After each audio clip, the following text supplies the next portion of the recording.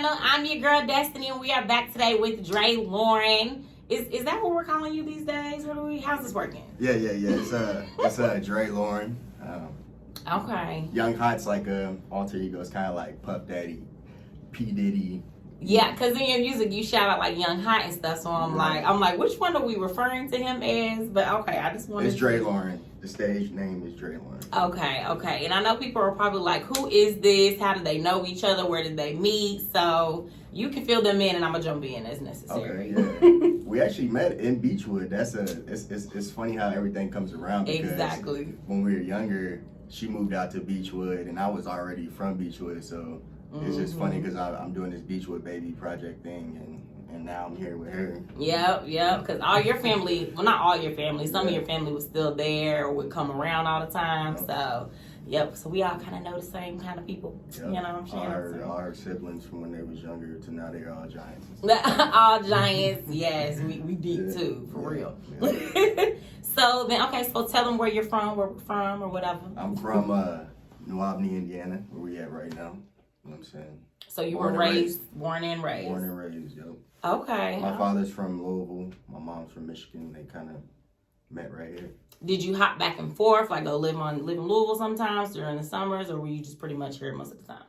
No, I was pretty much here most of the time, but I mean, I would go and stay with my grandmother and my uncles and stuff like that when I was younger in the Ville and stuff. My father died early on, so. Oh, I didn't know that. Yeah, nah, never had a father, ever. Okay. So how old are you? I'm 27 now. Just turned 27. 27. Okay, no kids? Any kids? No kids. No kid. Do you want kids? Why you say it like that? No. I definitely want kids. Yes, definitely want kids. But just when I'm financially in a better position. Okay, I mean, you seem straight. I peep your social media now. Yeah, don't get it wrong. But, at the same time, it's maturity too. Mentally, you got to be mentally ready for that too, because you're inspiring, you influencing a whole nother life. So you got to be ready to be a good role model for that. Not to say that I'm like a horrible person, but like, I'm not there yet. I know what you mean. I'll be there in a couple years or so. In a couple years? Well, yeah, we're going to find somebody first, but we're going to get to that because I'm definitely going to ask those questions. So where can they find you on social media? I mentioned your social media. Okay, they can find me at DreLoren on every social media platform, DreLoren, and you can also follow my label pages on every social media as well, Young Hot Entertainment, on every social media platform. So okay, and I will definitely make sure to have those links down in the description box. So please go check him out, go follow him. All that good stuff, okay? You'll see a whole nother side of him. He's real chill and laid back right now, but I feel like it's a whole different person on social media. Yeah. You gotta be shocking and all. So, all right, so how did your music journey start? What made you say, I want to go into music? Just, how did it start? Well, growing up, I always loved music like most people, hip-hop, R&B, just most Black folks come up on that culturally. We all digested music deeper than I feel like most other people. And so it's always been with me. We always freestyle when we was younger. Everybody, freestyling and all that with my family members and stuff like that. And once I got to about junior year in high school, I kind of like pretty much started taking it seriously because I got an opportunity to perform at Vincent's University when I was 17. I didn't know that. Yeah, my cousin Chad. Shout out to my cousin Chad. He was the head of a all black fraternity. They were hosting homecoming, and he let me perform there. So that kind of boosts my confidence to go on.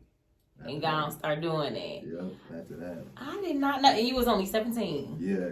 Junior high school. What? Yeah. Okay. So when did you make your first song? Did you already have a song out when you went to go perform it? I had one song out at the time. It was called Love, Live, Life. Okay. Yeah, it was like, because I was coming up, when I was in high school and stuff, I was pretty straight-laced until I got out of school. I'm not even going to sit here and cap like I was this street dude on my whole life. I was actually pretty straight-laced and went to school, graduated high school, and got an academic scholarship to college. So it wasn't until kind of after that,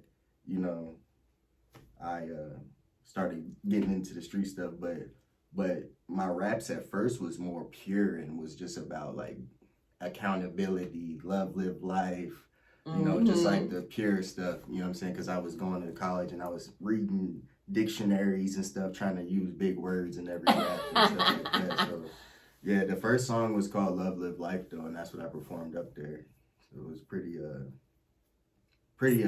pure song. It was So how would you compare that to your music now? Like, by looking back on that.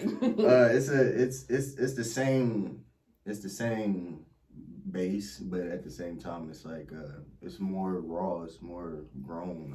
I've experienced life. I'm not in this little box anymore. I've seen things, done things, and survived things that, you know, I'll put everything in the music. But yeah, once I got older, I kind of got into the street stuff after I got out of college and stuff, you know, and played in that little space for a little while, and knew that I was never been to jail, so I was not trying to go as a grown up. So it was like I'm out, and then found a corporate gig and been working there since. Okay.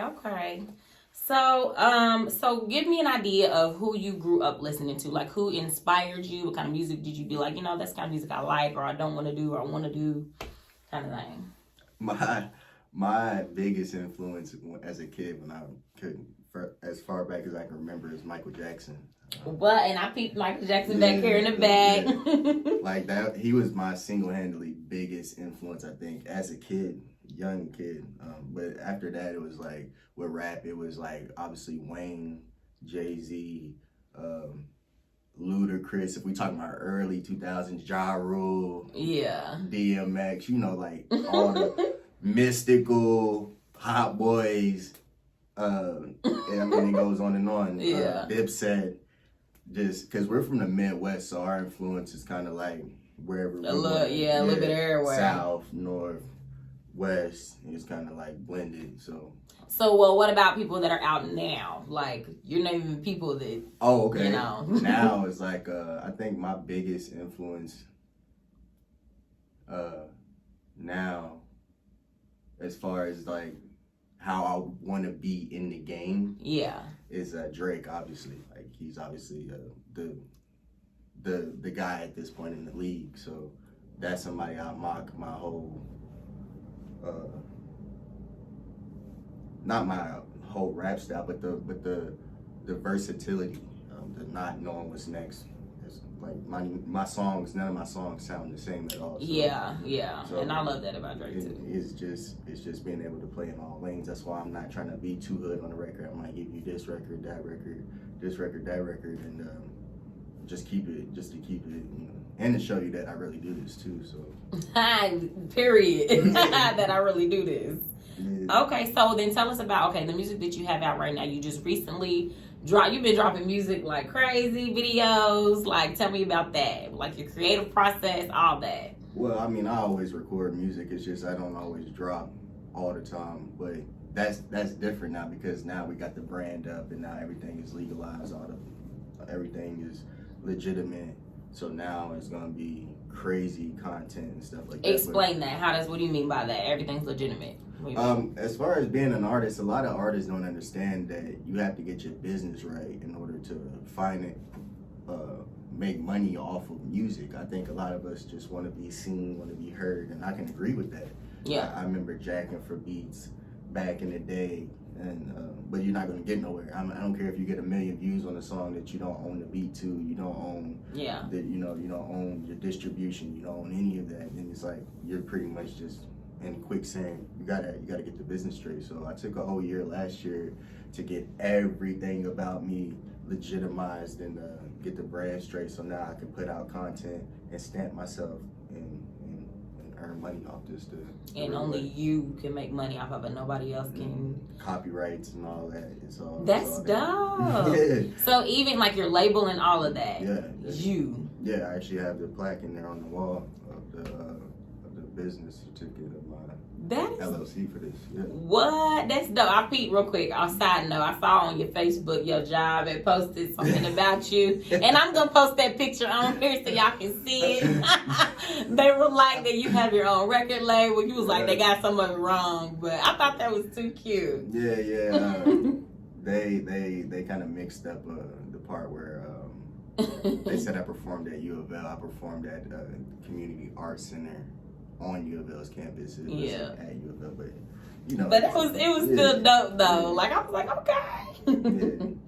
Okay, so this most recent video that you released, that the one that's in Beechwood, what made you want to do it there? What inspired you to do it there?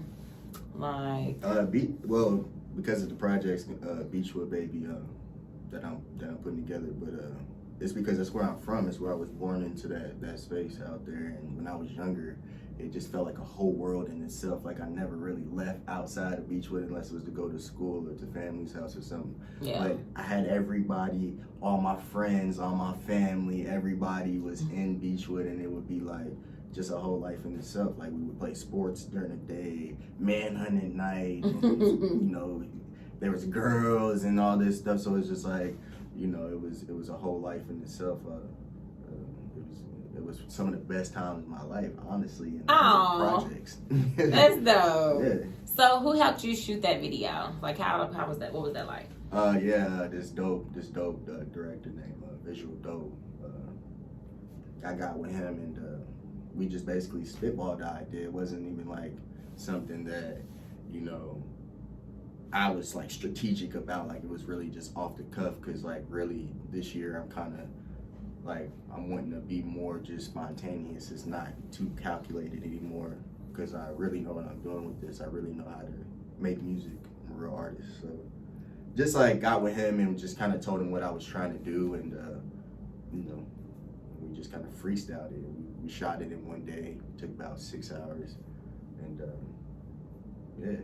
Okay. How did they get like those visuals of like, was that like a drone or something? That was a drone, yeah. That was dope. I like that. I was like, yeah, how they do that? I get amazed by the smallest things, so don't judge me. That was a drone. So let's talk about this artwork. There is like pictures with fire, and like explain it to me. The safe house cover art? Yes. Okay.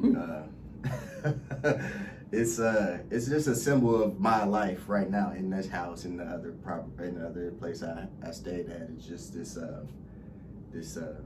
bastard adolescence type of energy with no guidance, but it's trying to be pure, but at the same time is surrounded by all type of the devil's work, as they may say. So it's that's why you see the promiscuous women in the window, and the money, and because it's like I have those things, and it can burn your life down if you don't pay attention. So I'm kind of in this space where I could go crazy, but I'm still here. So. Oh, that's dope. And that's kind of the whole theme of Young Hot overall. Is like just throughout my whole life, I've kind of been in a space where I was different than kids, in the sense where like I had different things happen to me because of maybe how I looked or whatever the case may be, and I just kind of knew, like, in the most humble way, it was like, dang, I guess I am kind of hot, you know what I'm saying? In the most humble way. Yeah, and then I started rapping and really taking it seriously and studying the grades and stuff, and then it kind of transferred over to I'm hot with this rap shit, and then my life is hot, you know, and now we're here, Young Hot Entertainment. Okay, so then tell me, where do you see yourself in the future, in this career, in this field? In the game, in the industry, in the music industry, well known, just like any other artist. So my songs stopped going from these little songs to, oh, I heard your song. You know, they always hit you with I hate when people do that. Your little YouTube channel, or your little, it ain't that little about it. But then the next YouTube channel, they like bragging on it like it's the whole thing. Man, you're doing the same shit, and it's like, oh, exactly. Your little channel. It's like trying to downgrade. It's all good. Yeah, and it's like, I remember who said it too. Like, and that's why I'm glad we're here, because we're both in the same position in our careers where there's definitely great potential to do. Oh yeah. We're definitely catching each other on the way up type stuff. That's exactly it is. For real. So if not rap, that's the goal. What do you see yourself doing? Because you got a whole 9 to 5, like a good job too. Well, you know, I don't really see no other thing. I don't really see no other thing. Like, I've been doing this since I was 17, so I'm 27 now. So there's nothing that I can really see myself doing that would be as fulfilling.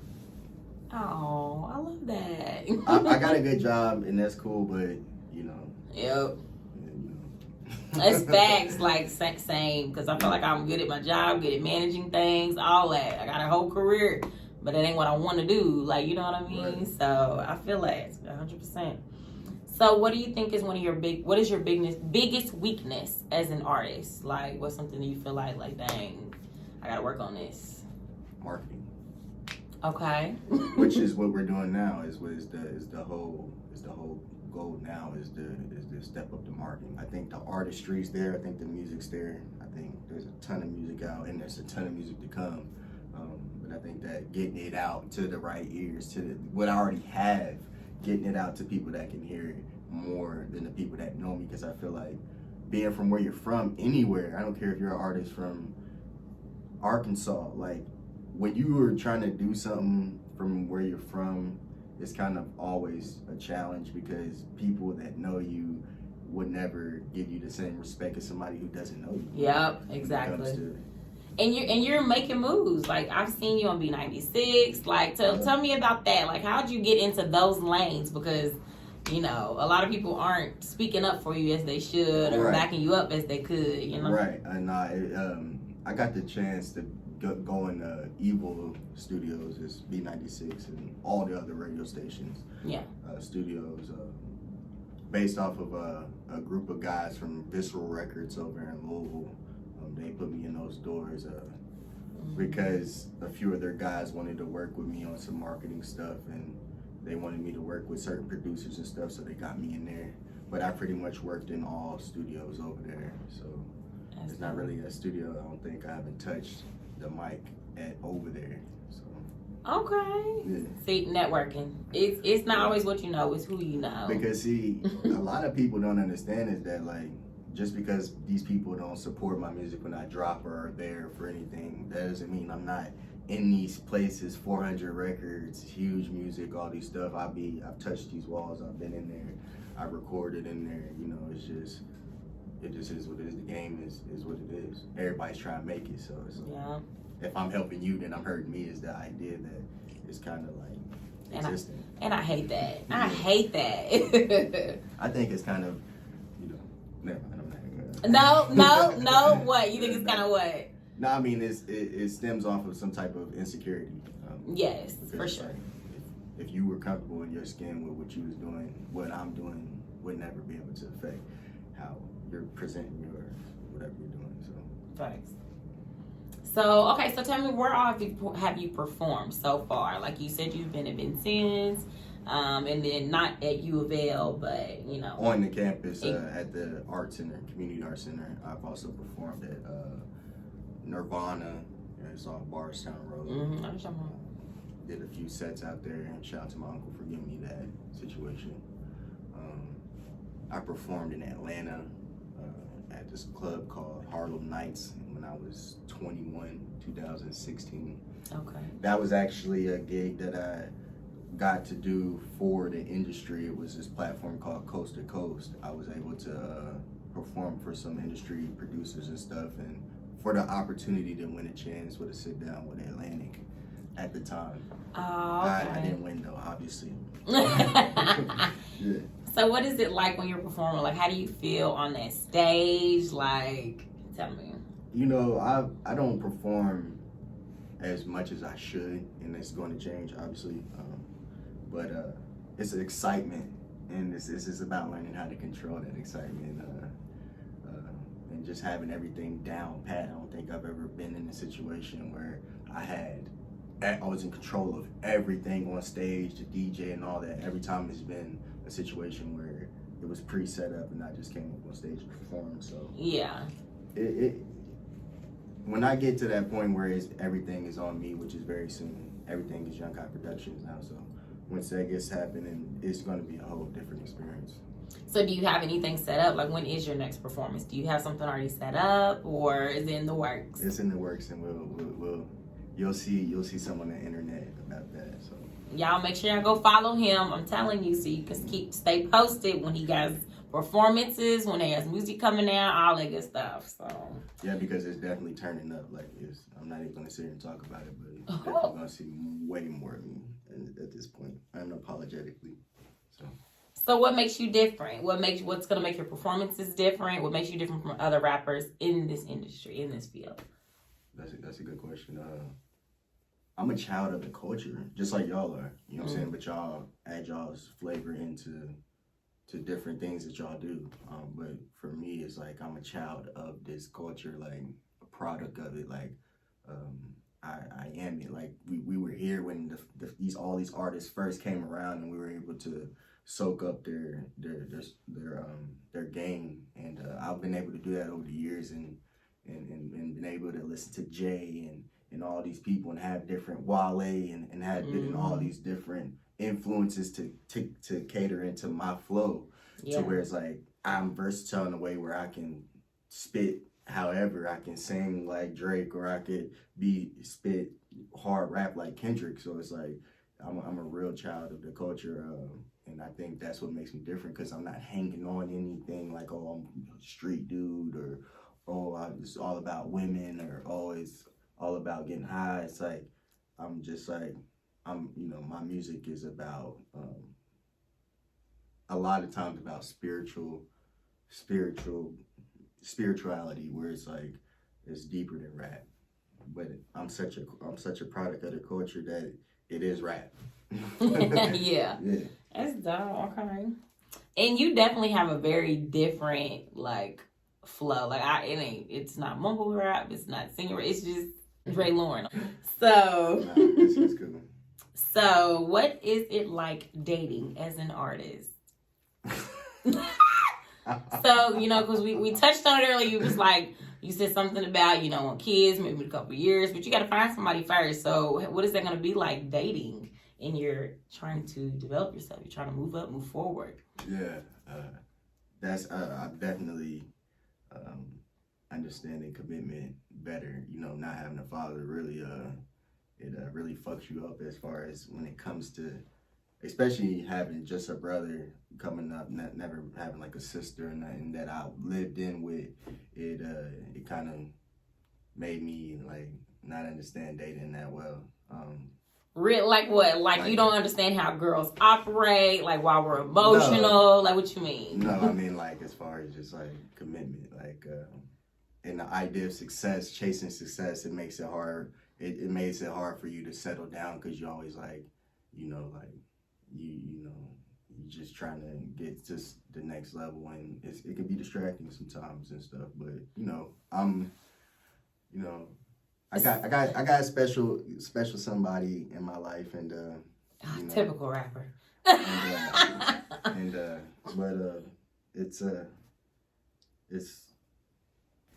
I'm definitely learning now more than ever. I didn't have these senses even 5 years ago. Like, you would have asked me about relationships and I would have laughed. There would have been no, not because it's cool, but just because I didn't have the capacity to want to listen to you, or I didn't care. I was just trying to understand and compromise, or none of that. Trying to get to the next level, just in life, whatever that was. Trying to get a house, trying to get money, trying to get this, trying to get that, trying to do my music and stay in this space where I can go anywhere at any time. If I need to do this or do that, I can, and you stay with a woman, you let one woman for long enough, it's not gonna trap you, but it's gonna keep you there more than if you're not. So yes. I always would self-sabotage my relationships so that I can get out of them, so I would never be there all the time. Like, I would always still have the freedom of moving around and coming and go as you please. Yes, yeah, but there's a special someone that if that wasn't a rapper line, I swear. Nah, for real. And she's helping me understand, what it means. And I appreciate it. Oh, that's awesome. Well, special girl. Hopefully we can meet. But So, what is one message that you want to give to your fans that you already have, your potential fans? A message you want to give to them?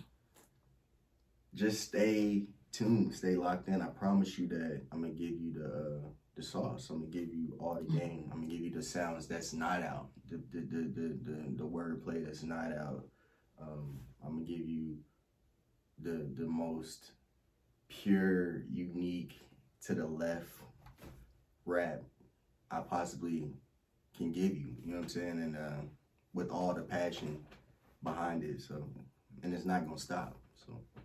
That's what's up. Well, we will definitely stay tuned for this journey. I'm excited for you. I'm happy for you. Like, you are very deserving of all the success that is to come in your future. You really are, because I know you've been out here grinding for real. Thank you. So I am definitely going to be a supporter. Make sure to follow him on Instagram, Facebook. What else do you have? Twitter? Facebook, Instagram, and Twitter. TikTok. You have a TikTok. TikTok. You can follow me on at DreLoren, DRELOREN on every social media platform, and Young Kind Entertainment on all those platforms as well. Yep, and I will make sure to have all the links down in the description box if you want to find them. And the YouTube channel is Young Kind Entertainment as well. So. Yes. So make sure to follow him, you guys. Well, it was nice sitting down here with you. So until next time, you guys. Bye.